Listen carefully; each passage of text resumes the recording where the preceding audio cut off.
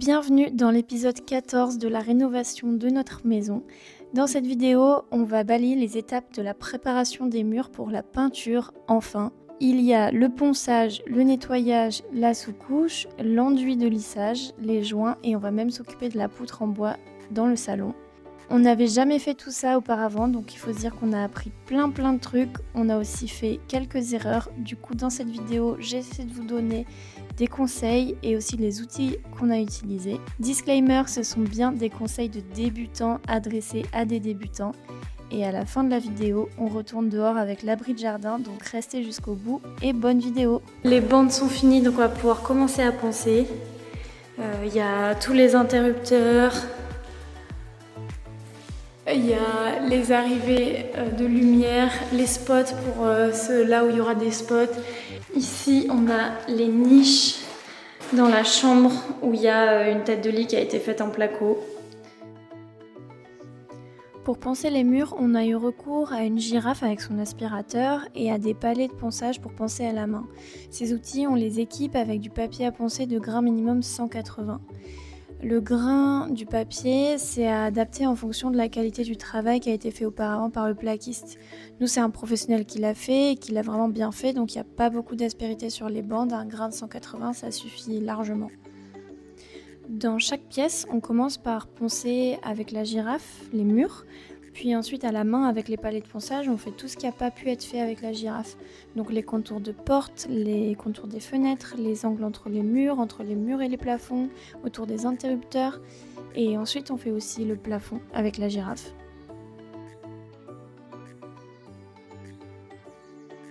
Là, il y a toute l'entrée qui est faite, les WC. Et là, ce qu'on voit au sol, c'est la préparation du chapiste qui ont mis des bâches au sol avant de venir couler le réagréage.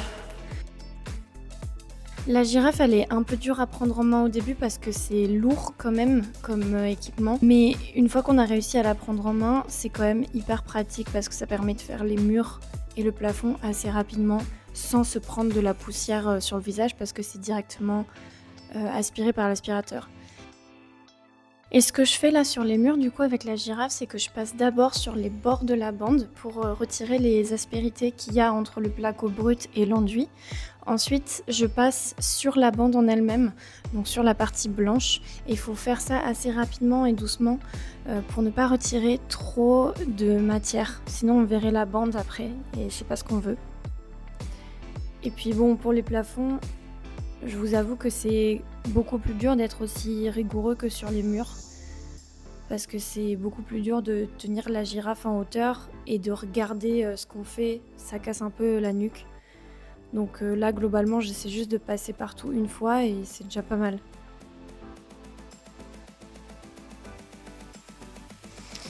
Bon, et là c'est parti avec Baptiste. Ces jours-là, on s'est attaqué au plafond du salon qui est clairement l'endroit le plus dur parce que c'est un plafond cathédrale, donc en haut il y a plus de 3 mètres de hauteur. Donc on avait récupéré un échafaudage et puis on fait bien attention et c'est parti.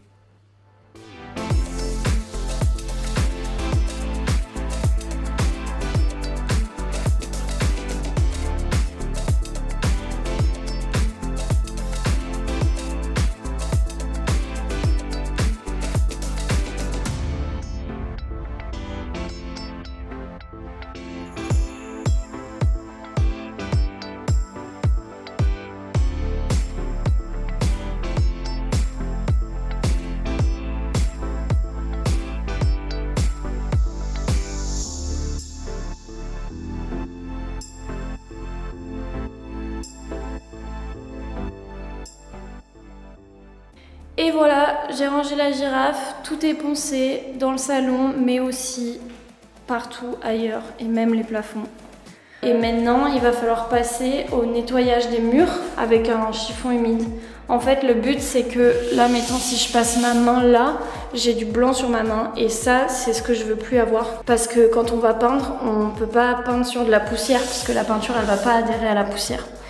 Du coup, il faut l'enlever avant de peindre. Par exemple, ce mur, je l'ai déjà nettoyé. Si on regarde ma main avant, je passe ma main, j'ai pas plus de blanc. Donc ça veut dire que je l'ai bien fait. Bravo Lise. Allez, je vais vous épargner l'étape de nettoyage parce que franchement c'est juste un chiffon mouillé à passer sur tous les murs et tous les plafonds. Et on se retrouve pour la couche d'impression.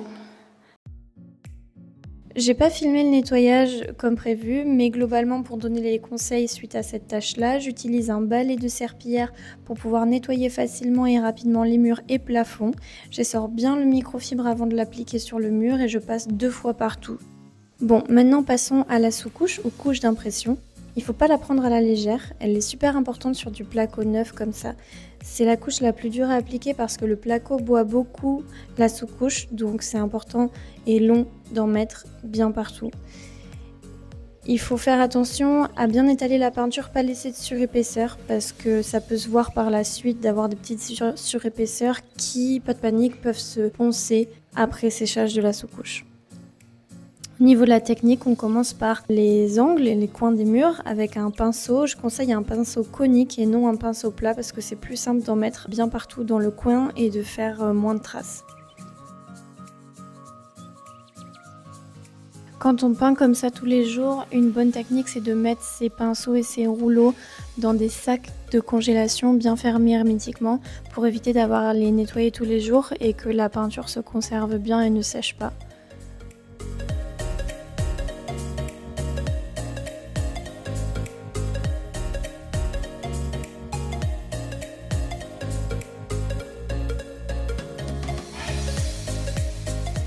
Je suis en train de poncer la poutre du plafond. Donc là, poncé, là, pas poncé.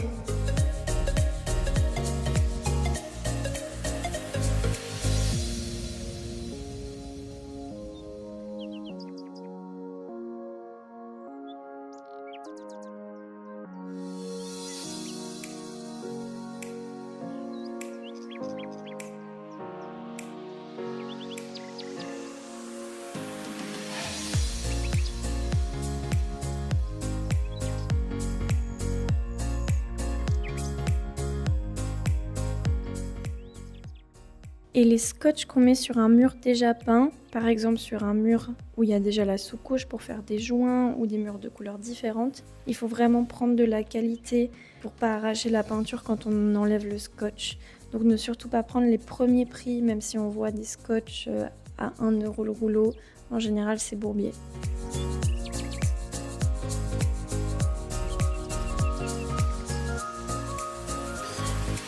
Il n'y a pas longtemps, je vous montrais le ponçage de la poutre.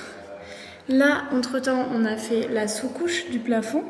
Et donc maintenant, l'étape, ça va être de faire le joint. Première étape, j'enlève le scotch de la peinture. Je mets du scotch sur le bois parce que s'il reste un peu de joint sur la partie plafond quand je l'aurai étalé, c'est pas grave parce qu'il va être peint en blanc après. Mais la poutre, on va la laisser en bois.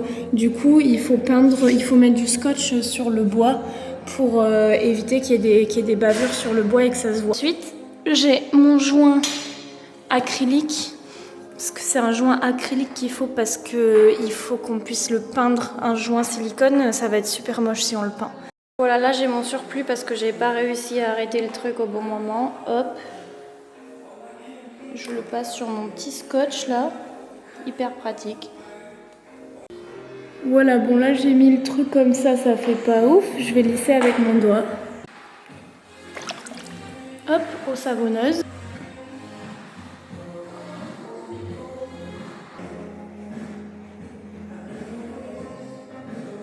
Pareil. Très pratique. Donc là forcément il en reste un peu en haut là où j'avais pas mis le scotch, j'enlève à la main. On voit pas, hein, de toute façon ça sera pas en blanc après.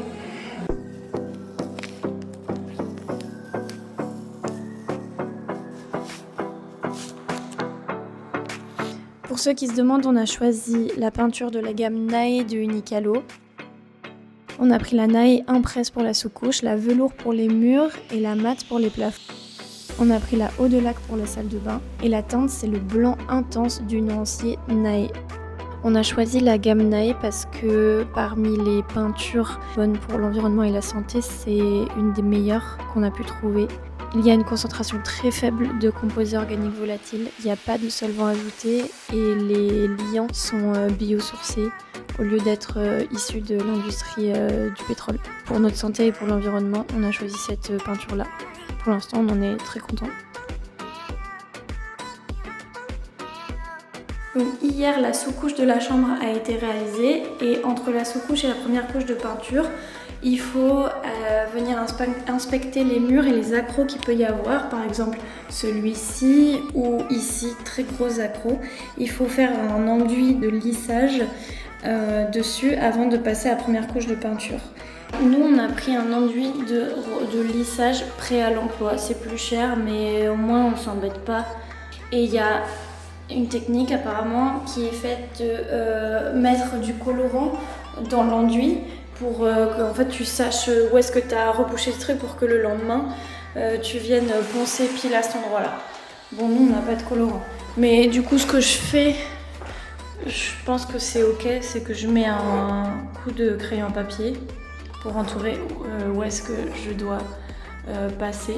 Et après, je verrai encore du coup où est-ce que je suis passée pour poncer. En ponçant, ça enlève le crayon papier.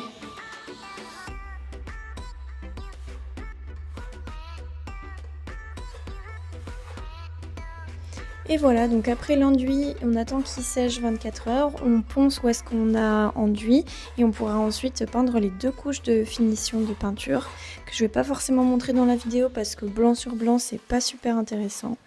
On aura quelques murs de couleur dans les chambres mais on va pas forcément les faire tout de suite. Pour cette vidéo, l'intérieur de la maison c'est fini et maintenant on repasse dans le jardin. Et voilà, maintenant on passe à l'abri qui était derrière le garage. Donc là, on voit comment il était avant. Il nous plaisait pas du tout. Le but, c'est d'en faire quelque chose de plus joli à terme, mais pour l'instant, on le désosse juste.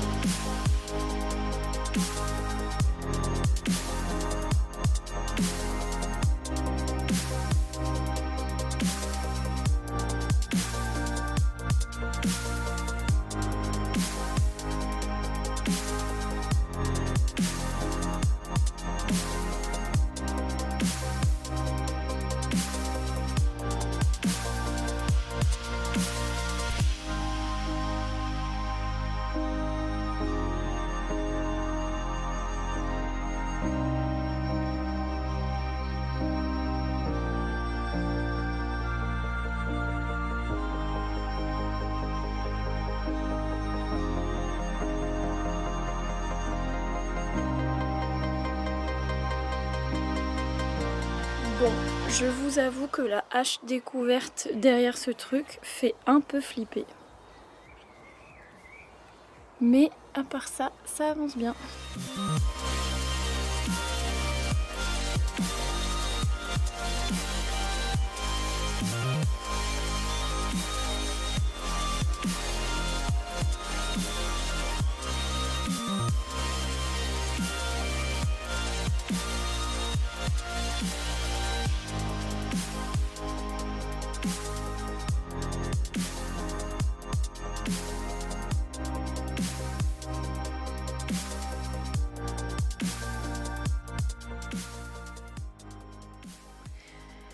Et voilà, dans le prochain épisode, on va continuer l'intérieur, la peinture, aussi le début de la pose du parquet et de la cuisine.